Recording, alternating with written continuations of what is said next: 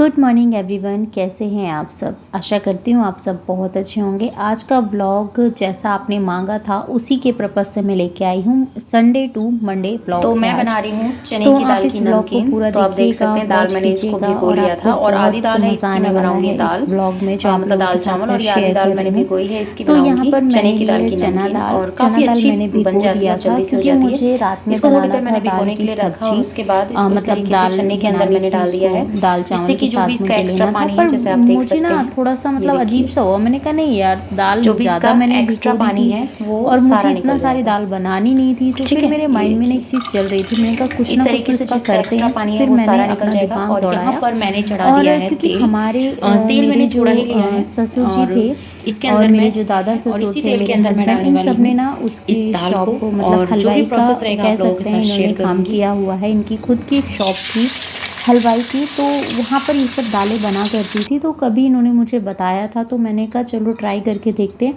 But मेरे से गलती होगी, मैं आप लोगों के साथ ज़रूर वो बात शेयर करूँगी कि गलती क्या हुई थी।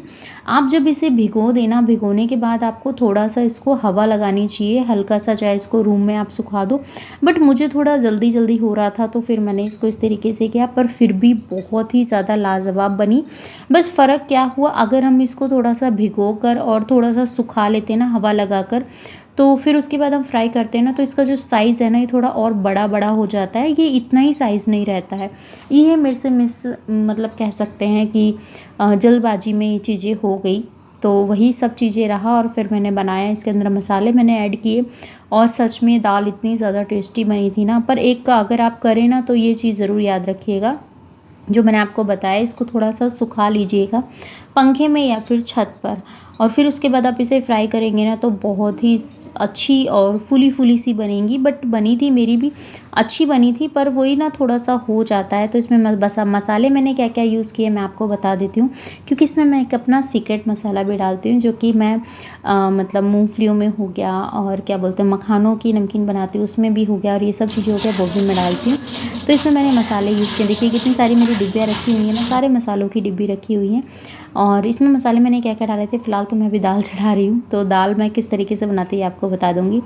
दाल लिया चने का और उसको अच्छे से वॉश कर लिया। वॉश करने के बाद फिर उसके अंदर मसाले डाल दिए, सारे ही मसाले मैं इसमें डाल देती हूँ। थोड़ा सा तेल डाल दिया। अब इसको गैस जलाकर रख देंगे कुकर को, और अच्छे से ये ईज़िली हो जाएगा।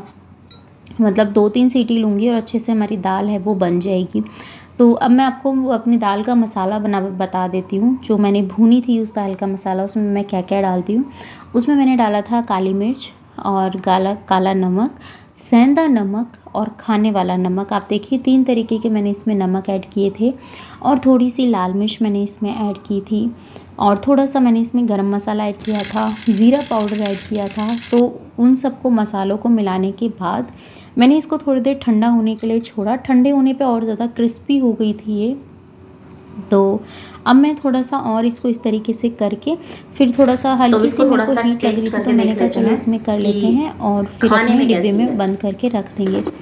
तो मैं खा के देख रही हूँ तो बहुत ही ज़्यादा क्रिस्पी लग रहा है और बहुत अच्छा लग रहा था खाने में भी और टेस्ट में भी। अगर आप मेरे पास में होते तो मैं आपको बताती।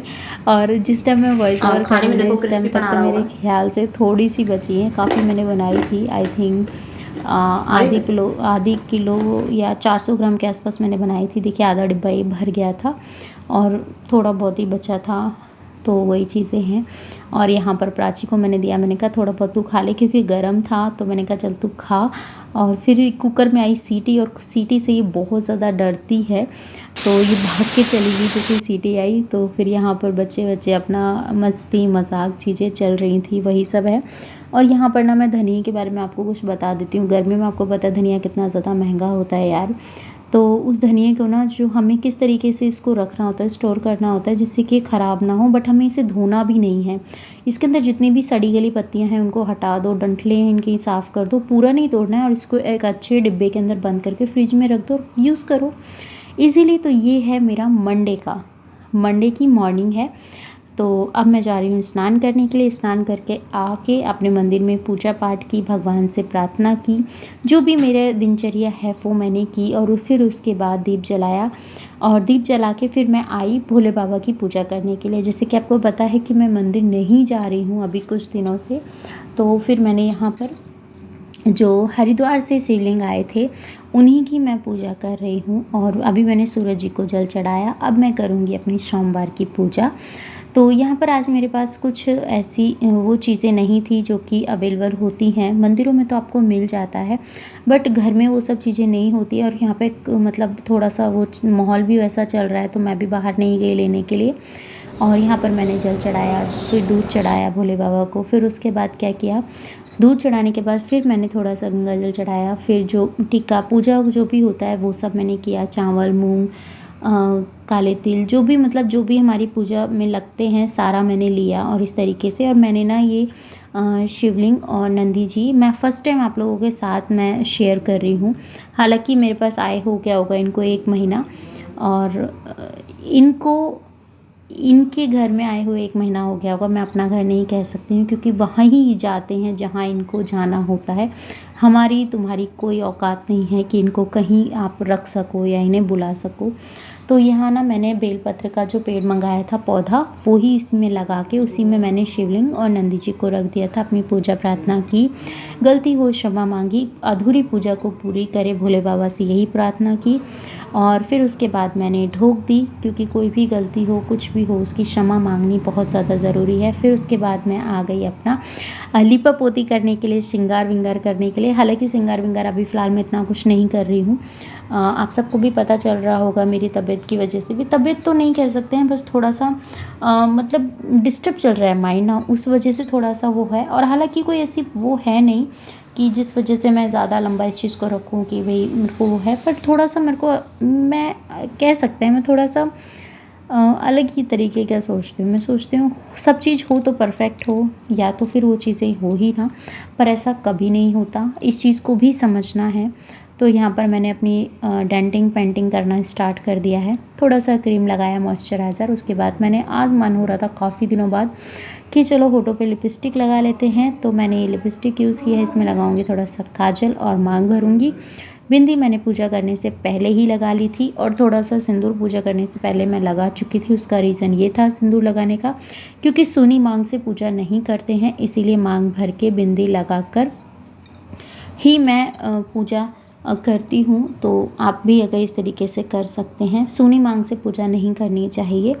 और तो इस तरीके से मेरा जो मैंने अपनी सासू माँ से अपने परिवार में सुना है वही आप लोगों के साथ मैंने शेयर किया, और वही मैं अपने ब्लॉग्स में आप लोगों के साथ शेयर करती हूँ। अब देखना यह है कि ये ब्लॉग आप लोगों को कितना पसंद आता है। कुछ बातें ऐसी होती हैं जो हम लोग सोचते हैं, पर वो हमारे अकॉर्डिंग तो नहीं हो सकता है ना, तो सब ऊपर वाले की ही मर्ज़ी है। और अभी यहाँ का माहौल थोड़ा ठीक नहीं है, बेहतर करने की कोशिश कर रहे हैं लोग, पर बेहतर हो, इतनी जल्दी बेहतर हो इसकी कोई गारंटी नहीं कह सकते हैं। तो बहुत मतलब कर्फ्यू टाइप का लगा हुआ है कि यहाँ नहीं करना है, वहाँ नहीं जाना है, ये शॉप नहीं खुली हुई है। वैसे तो शॉप खुली नहीं रही है, ये मैं आपको बता दूँ। शॉप बहुत ही ज़्यादा इक्की दुक्की, जैसे मेडिकल की हो गई, फ्रूट्स की हो गई, सब्जियों की हो गई, तो ये ही सब है। तो फ्रेंड्स, पूजा मेरी हो चुकी है, बच्चे कर रहे हैं नाश्ता। उनको पूजा करने के बाद नाश्ता दे के आई, मैंने कहा चाय नाश्ता तुम ले लो, और फिर उसके बाद देखेंगे क्या होता है, क्या करना है क्या नहीं करना है, तो वही सब है। और आज मैंने अपना सिर वॉश किया था, मंडे था इसलिए। संडे को सोच रही थी करने के लिए, पर फिर संडे को मैंने नहीं किया, मैंने कहा छोड़ो आज मंडे को करते हैं। और आज मैंने जो पूजा की, जैसे मैंने पूजा करती हूँ घर में वैसी मैंने पूजा की, आप लोगों के साथ शेयर भी किया है। आशा करती हूँ कि शायद आपको ये ब्लॉग पसंद आ रहा होगा। और